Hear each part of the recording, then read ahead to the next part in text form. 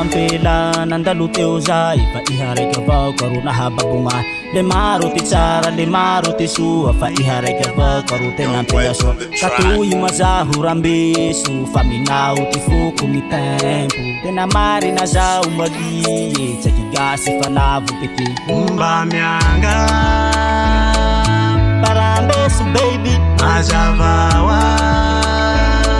fatalamino zauli nadiamija halamu favununao hiavi aminawa chiki chiki nao chilani mo baby tuiti fugo marambesu malie fatena mijalia we mijali fitie tuiti fugo marambesu malie fatena mijalia we mijali fitie Siai ko natao nulwa dalaw baby fanawa pangitiako fatsisya sulu ko anao sasiu baby fanawa po tifui ko ano parambesu za hula azwata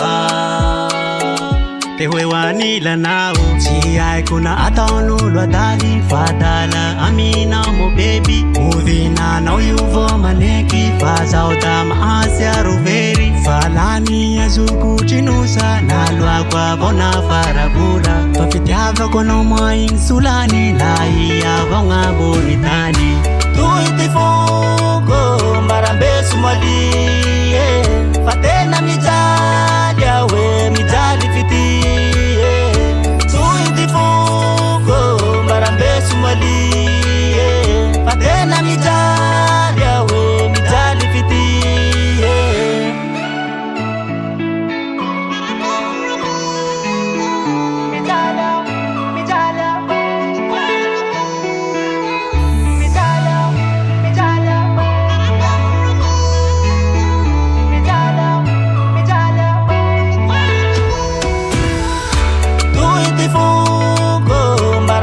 malie fatena mijalia we mijali fitie